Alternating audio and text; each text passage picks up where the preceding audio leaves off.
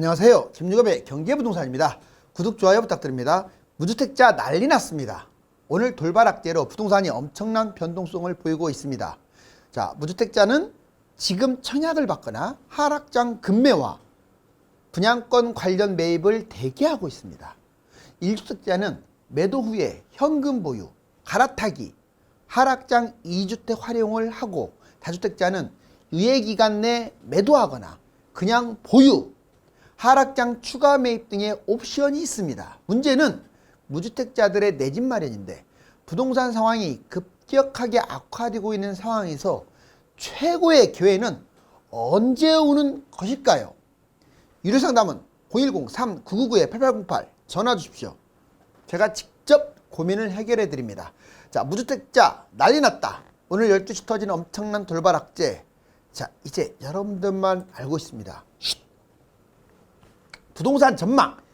먼저 이거는 초단기라고 할 수 있는 빅데이터, 그리고 단기, 중기, 장기 모두 집값 하락 방향으로 가고 있다는 거예요.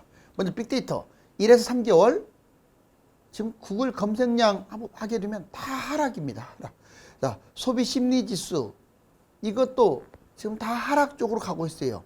이것만이 아니라 뭐 거래량, 매매지수, 실거래가 다 하락이에요. 아무튼 1, 3개월 동안 나와 있는 모든 수치가 하락이다. 그 다음에 단기라고 해서 이제 1년, 2년 동안 부동산 지표인데, 이런 것들은 자, 집값이 어떻게 가고 있느냐, 지금 하락 추세고, 전세값은 어떠냐, 하락하고 있고, 미분양은 어떠냐, 증가. 역시 1, 2년 지표를 알 수 있는 부동산 지표 역시 하락입니다. 그 다음에 중기 전망 2에서 4년인데 경제 정책 지표, 집값. 자, 경제는 침체죠. 금리는 계속 인상되고 있죠. 정책은 뭐 굳이 이게 부양책도 쓰고 있으니까 한 보통으로 보고요. 부동산 심리는 상당히 안정화되고 있습니다. 전반적으로 중기 전망도 하락이랍니다. 자, 이제 마지막 장기 전망은 여기서는 이제 예측이 좀 만만치는 않지만 큰 흐름상으로, 과거 이제 데이터상으로 부동산 사이클상 하락 후에 상승할 것 같아요. 일본처럼 장기 하락은 특정 지역은 나올 수가 있습니다. 인구 감소하거나 이런데. 그렇지만 서울 같은 경우 대부분은 다시 또 올라갈 것 같아요. 부동산 공급 지금 너무나 넘쳐납니다. 3기 신도시의 매물이 치명적이에요. 폭락 후에 상승한다. 인구 수요만 본다면 하락이 맞는데 경기는 다시 또 올라갈 것 같아요. 아무튼 장기 전망은 세모로 보겠습니다. 왜? 하락 후에 상승이니까. 어때요? 부동산 전망도 여러 가지로 판단하죠. 대세 하락에 이미 진입을 했습니다. 청약, 매매 진짜 심각해요. 제가 뭐 심각하다 이런 표현으로 어울리지 않을 만큼 심각합니다. 그런데 아직도 정신을 못 차리고 여기는 안 빠졌어요. 안 빠졌는지 한번 보세요. 가셔가지고. 살려고 하는 사람이 한 명도 없어요. 매물 20개가 있죠. 제가 알려드릴게요. 20개가 있으면, 자, 제일 비싸게 나온 매물부터 19번째까지는 아예 팔리지도 않아요. 이런 건 보지도 않는다고요. 20번째가 팔리거나 아예 여기 안 떠 있는 거, 안 떠 있다는 말은 제일 싸다는 거예요. 이거보다도 몇 억씩 싼 것들, 몇 천만 원씩 싼 것들만 거래되고 있다고요. 이런 상황에서 여기는 안 떨어졌어요. 뭐 했어요? 좀 제대로 좀 돌아봤으면 좋겠어요. 생각보다 심각하다는 것만 잊지 마세요. 자, 청약 보실래요? 청약이 지금 상당히 심각해요. 청약 통장 가입자가 2,671명에서 계속 지금 내려가고 있습니다. 집값이 떨어지면은 청약 통장 가입자가 줄어들어요. 분양권 프리미엄. 자, 입주 시 수억씩 급락 중입니다. 3억 붙었던 게 지금 1억 5천, 1억으로 떨어졌다고요.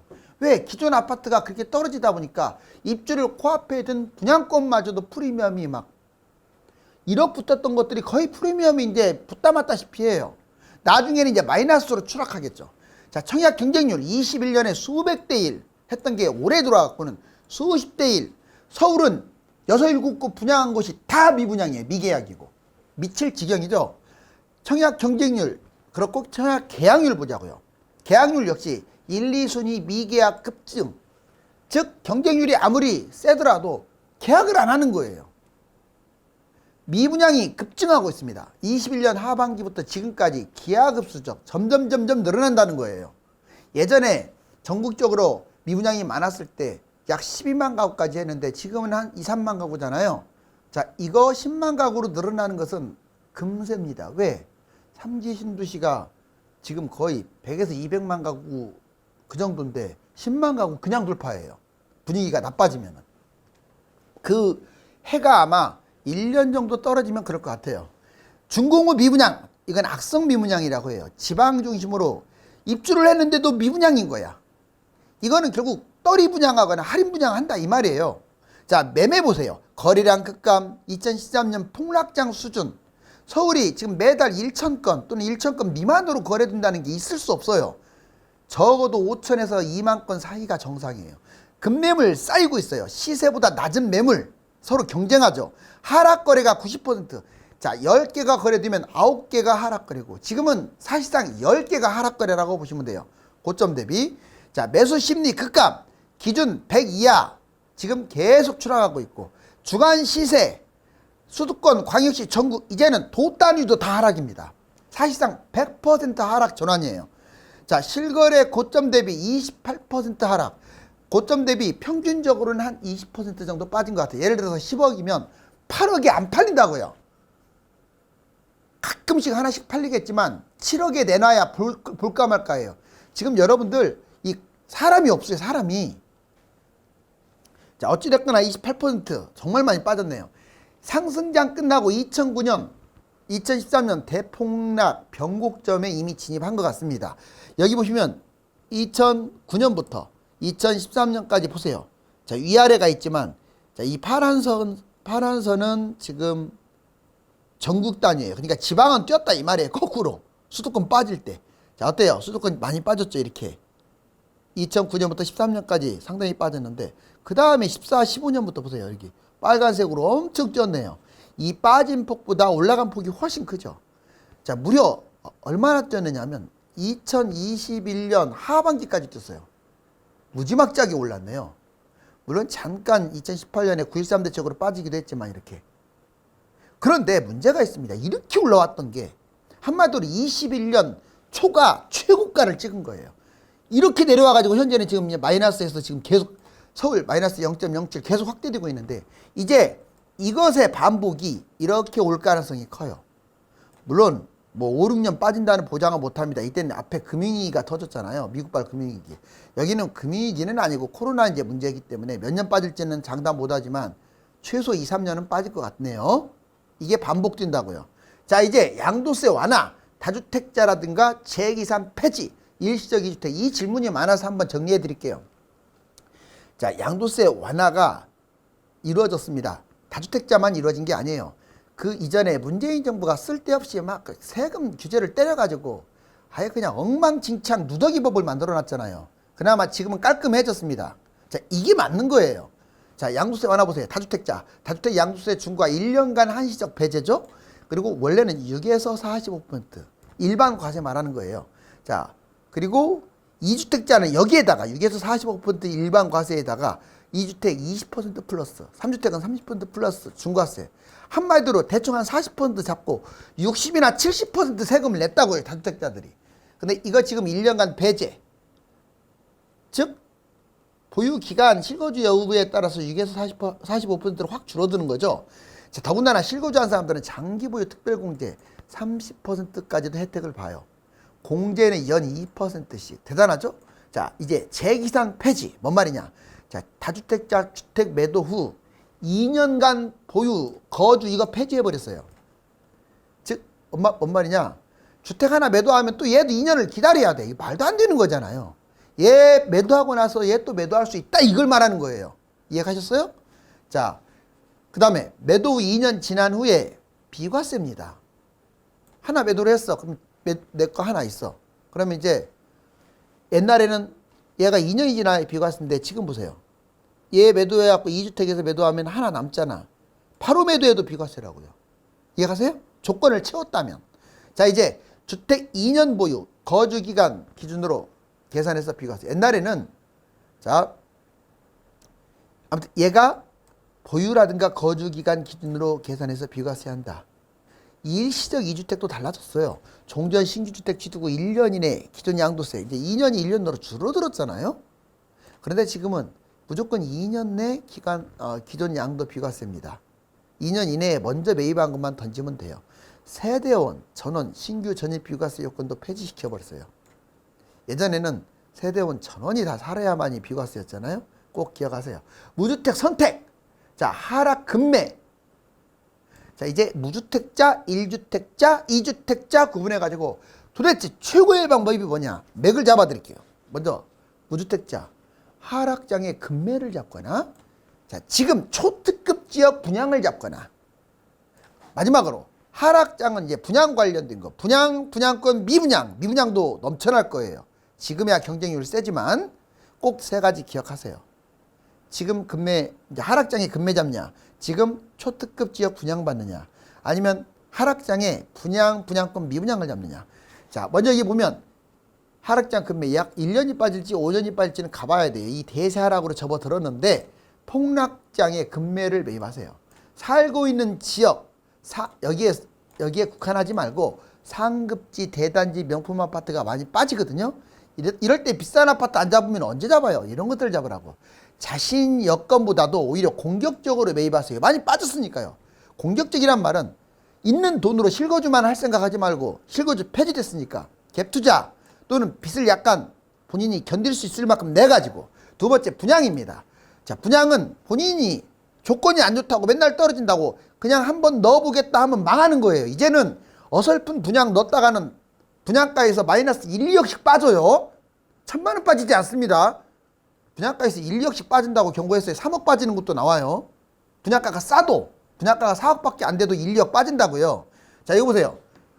특공, 가점, 양호한 곳만 넣으세요. 이제 먼저 본인이 양호한 입장에서는 서울, 3기 신도시, 지방에서도 가장 좋은 데만 떨어져도 좋아요. 왜? 앞으로 5, 6, 7년 계속 분양하는데 뭐 서두릅니까? 두 번째, 가점이 형편없어. 본인이 그냥 너무 떨어져. 그래도 서울, 3기, 지방 좋은 곳만 넣으라고요. 괜히 재개발 재건축 경기도라든가 지방에 그냥 비싼 이런 데 그냥 넣어가지고 후회하지 마시고. 자, 현재 고분양가, 현재 미분양 또는 세대수가 적은 곳, 이런 아파트는 아예 그냥 쳐다보지도 마세요. 얼마나 나쁘면 미분양 낮고 고분양이고 그러겠어요. 당연히 아파트가 아닌 뭐 오피스텔, 빌라, 도시형 생활주택, 상가 이딴 것들은 보지도 마세요. 지식산업센터도 물어보는 질문이 많은데 아파트형 공장 그거 하지 마세요. 하락분양. 자, 1에서 5년 후에 폭락장, 분양권 미분양, 이게 좋은 점이 하락장에는, 자, 분양이라고만 좋은 게 아니에요. 분양권 미분양도 좋은 게 많아요. 전매 제한 6개월이나 1년으로 축소되잖아요. 한 1년 정도 빠지면 이렇게 돼요. 자, 서울, 3기 신도시, 지방에 좋은 곳 분명히 정해졌습니다. 자, 이런데 잡아가지고 그냥 전매 제한 짧으니까 프리미엄 받고 팔거나 입주를 해도 돼요. 돈이 모자라면 전세 끼고 입주. 왜? 이제 하락장 찍고 올라가니까 실거주, 갭투자, 여기에다가 분양 관련 하나 매입할 수도 있고 또는 자녀 이름으로 하나 더 매입할 수도 있어요. 이때 아니면 언제 이렇게 자녀 이름으로 매입을 하겠습니까? 증여해도 되고요. 자녀들한테. 1주택자 선택. 매도 후에 현금 갈아타기. 하락장 추가 매입이 있습니다. 자, 1주택 보실까요? 자, 먼저 첫 번째는 지금 매도 후에 현금 보유. 다 웬만한 거 팔라는 거 아니에요. 멀쩡한 아파트 떨어진다고 해서 판다. 글쎄요. 결국은 또 떨어졌다고 우상향하거든요. 그러니까 그거는 본인들이 판단하세요. 2022년 고점 매도 후에, 지금이 작년이 고점이었는데 지금 떨어진 것도 조금밖에 안 빠진 거예요. 자, 반토막 떨어질 수도 있다고 하잖아요. 2년 전후 전세 월세 사시는 것도 좋아요. 얘를 팔아버리고 전월세 사시라고. 집값이 지나치게 많이 오른 곳 중심으로 매도하는 게 좋겠죠. 근데 많이 올랐든 적게 올랐든 꼭지는 맞아요. 안 좋으니까 덜 오른 거야. 거기가 저평가가 아니라 안 좋으니까 조금 올라간 거예요. 그런 거 끌고 가지 마세요. 다음에도 덜 올라가요. 자, 덜 오른 빌라, 오피스텔, 나홀로 아파트, 상가 이런 것들은 얘들은 끌고 가지 마세요. 웬만하면 이런 것들은 영원히 여러분들한테 돈 못 벌어줘요. 돈 벌기는커녕 올라가지도 않고 팔리지도 않아서 여러분들의 인생을 엄청나게 손해보게 하는 것들이에요. 매도해버리세요. 자, 갈아타기입니다. 무주택자들 불안, 고가 아파트, 저가 아파트. 만약 이걸 멀쩡한 거 팔려고 하니까 불안해. 근데 빚이 많아. 뭘 망설입니까? 비싼 거에서 싼 것으로 갈아타세요. 왜? 비싼 게 더 많이 떨어지고 싼 건 덜 떨어지니까. 좀 리스크 관리를 해야죠. 자, 그냥 팔자니 불안하니까. 두 번째, 기존 아파트 하락장애. 이번에는 폭락장애면 다 갈아타야 돼요. 더 떨어진 거 상급지로 갈아타세요. 폭락장애 내 거 2억 빠졌다고 가만히 있는 사람처럼 바보가 없어요. 서울이 얼마나 넓고 경기도 얼마나 넓습니까? 내 거 2억 빠졌어도 6억 빠진 걸로 갈아타시라고요. 걔가 나빠서 6억 빠진 게 아니라 비싸고 좋으니까 많이 빠진 거예요. 그러면 올라갈 때는 걔는 많이 뛰어요. 많이. 자, 기존 아파트 하락장애 그냥 분양권 미분양으로 이 안 좋은 내 아파트를 옮겨가는 방법도 있어요. 이게 나쁜 게 아니잖아요. 하락장애는. 자, 추가 매입하는 것도 있습니다. 기존 아파트 끌고 가고 하락장애 분양권 미분양은 집이 아니잖아. 이거 잡아가지고 프리미엄 받고 팔거나 또는 입주해서 일시적 이주택을 활용하거나 또는 자녀 증여해가지고 돈도 별로 안 들어가 하거나. 자, 기존 아파트에 하락장 요만지역 급매 하나 더 잡아서 일시적 이주택을 활용하시고 기존 아파트에 분양 관련 매입도 하나 해서 본인이 피받고 팔거나 아니면 자녀 이름으로도 하나 이렇게 자녀한테 아예 이때 자녀한테 증여하는 게 제일 싸요. 또 많이 뛰고 아무거나 하라는 게 아니라 3기 신도시 이런 거 다주택자. 자, 유예기간에 매도 꼭 하세요. 다주택자는 똘똘한 한 채만 남기고 매도하는 게 좋아요. 자, 6에서 45% 일반과세만 납부. 그랬던 게 지금 20에서 30% 저거 하고 있죠. 중과세까지. 만약 올해 이거 안 팔면 1년 지나면 45에다가 20 합치니까 65나 75까지 최대 내는 거예요. 세금을. 이거 끌고 가는 것은 왜 안 좋냐면 나중에 또 올라가더라도 중과세가 또 붙어요. 물론 하락장애는 이거 계속 폐지될 거예요. 그렇지만 집값이 떨어지는데 차익이 적은 것, 좋지 않은 것은 다 던져버리세요. 월세 받는다고 끌고 가지 마시고. 물론 본인 상황에 따라 다릅니다. 자, 끝까지 부유한다? 지속적 부유는 폭등장애 세금 때문에 두드러 맞고 하락장애는 폭락해 갖고 오히려 세금이 문제가 아니라 손해봐요. 끝까지 부유보다는 매도를 해버리세요. 하락장애 매수할 생각으로. 자, 투자 황금성 떨어지는 것, 임대주택 사업을 왜 냅니까? 이런 거 던져버려야지. 자, 매도하세요.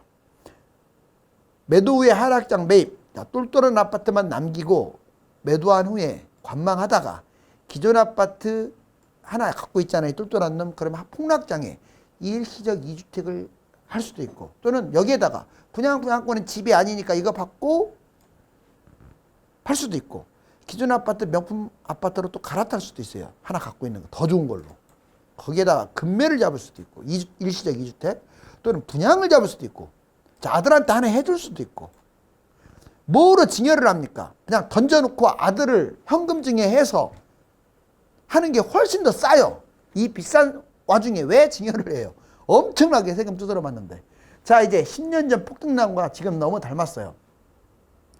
자, 2005년, 2015년. 자, 기간 2005년에서 2019년 상승. 10년에서 14년 하락. 대략 이렇게 됐는데 지금 보세요. 15에서 21년 상승. 대충 22년에서 25년 하락. 거의 10년간 상승 하락, 10년간 상승 하락. 자, 상승 지역은 버블, 세븐, 수도권 주요 지역만 올랐어요. 그리고 또 떨어졌어요. 자, 여기 보세요. 상승 지역. 이번에는 수도권, 광역시, 전국 모든 것이 폭등했기 때문에 다 망한다 이 말이에요. 이번에 떨어지면 다 떨어집니다. 자, 이제 경제 위기가 왔어요. 폭등, 미국 경제 위기. 그리고 폭락을 했죠. 그런데 이번에는 경제 위기 비슷해요. 왜? 폭등했다가 코로나가 터져가지고 계속 더 올라가고 결국은 금리 인상으로 폭락하고 있잖아요. 정권 교체됐습니다. 집값이 크게 올라가는 바람에 또 세금 문제도 있어갖고 정권 교체. 이번에도 똑같아요. 집값 폭등, 세금, 정권 교체. 왜 이렇게 똑같나요? 대통령, 노무현 대통령 폭등, 이명박 대통령 폭락. 자, 문재인 대통령 폭등, 윤석열 대통령 폭락할 가능성 아주 좀 높아요. 너무 닮았어요. 아무튼 진보에서 보수로 바뀌면서 폭락하네요. 거래 실종, 집값 폭등, 세금, 정권 교체. 집값 폭등, 세금, 정권 교체. 거래도 없어요, 지금 둘 다. 자, 신도시를 건설했습니다. 상승장애, 공급 부족하다 해가지고 자꾸 만들라 해서 이기 신도시 만드는 바람에 이 폭탄 때문에 집값이 폭락한 거예요. 자, 지금 보세요. 신도시 건설 막 하라고 해가지고 공급 부족이라는 핑계로 3기 신도시는 더 많아요. 택지지구까지. 이 폭탄 때문에 폭락 더 할 거예요, 아마. 자, 폭등 폭락률. 이때는 0에서 3배 뛰었고 0에서 60% 폭락. 왜? 안 뛴 것은 안 떨어지고 안 올라갔어요. 그 다음에 그런데 이번에 보세요. 훨씬 커요. 2배에서 6배까지 뛰었기 때문에 20에서 80% 떨어질 거예요. 근데 너무 닮았죠? 자, 이번 폭락장 매입하면 누구나 떼도만다. 여기 A타입, A에서 이제 3억에 매입한 사람 12억까지 올라갔어요. 진짜 많이 벌었네요. 근데 6억에 이제 떨어질 거예요. 아마 2025년에. 반토막 잡으면은 많이 벌었다가 이렇게 3억밖에 못 버네요. 결국 18억까지 올라갑니다. 다음에 2030년에. 물론 좋은 곳 중심이에요. 아무 곳이나 다 뛴다는 게 아니에요. 신고가로. 15억이나 차익 생기네요. 자, 그 다음에 B라는 사람은 2021년 작년 꼭지에 잡았어. 그런데 6억으로 떨어졌어요. 엄청나게 마음 쓰라릴 거예요. 반토막 날 거예요. 그런데 잘 버티면 또 18억으로 갈 겁니다. 서울 같은 경우는. 결국 6억 차익을 거뒀네요. 하지만 엄청나게 마음고생했겠죠. 그리고 지방이나 수도 경기도는 못 갈 수도 있어요. 자, 이제 C 계속 잘 참았어요. 자, 이때 못 잡은 게 천추의 한인데 그나마 폭락할 때 딱 제대로 잡았어. 2025년에. 자, 대출도 활용해 가지고. 그러면 결국 얘도 똑같이 18억 가는 거잖아요. 같은 금액으로 잡은 거니까. 이 사람은 12억이나 차익 생겼습니다. 불과 5년 만에 12억을 챙겼고, 이 사람은 이때 잡았으니까 거의 뭐 17년 만에 15억 챙긴 거예요. 그럼 이 사람이 낫네요. 자, 이렇게 하지 마시고 지금 잡지 말고 이렇게 잡으라고요. 이제 3억으로 잡은 금 활용하기. 여러분들 갭 투자는 3억 갖고 갭 투자하면 15억, 8억, 22억. 결국 8억에 잡아서 22억까지 가니까 3억으로 갭 투자할 수 있어요. 8억이면. 14억이나 벌어요. 근데 분양을 받는다. 3억 갖고. 자, 8억짜리 분양이면 16억까지 뛰죠. 그럼 3억짜리 분양 받으면 8억 더 뛰었으니까 8억의 차익이 생겨요. 마지막으로 실거주를 해버렸어. 그냥 3억 갖고 5.5억이 3억 떨어지니까 3억 잡았어. 그럼 8억 올라갑니다. 5억 정도 차익이네. 결론적으로 자, 갭 투자가 제일 많이 벌었어요. 서울 갭 투자가 14억. 그 다음에 3기 신도시나 유망지역 분양은 최대 8억. 자, 그리고 그냥 실거주한 사람은 5억밖에 못 벌었어요. 그것도 서울이라는 조건권 하에. 얼마나 차이 나는 줄 알죠? 같이 3억으로 투자했는데 매물 홍수가 터지네요. 집값이 하루가 다르게 떨어지기 때문에 이대로 1년만 더 내려가면 2019년 3년 전 수준으로 완전히 회복이 될 수도 있습니다. 한마디로 무주택자들에게는 엄청난 기회가 오고 있는 것입니다. 제목은 난리 났다. 기회가 온답니다. 감사합니다.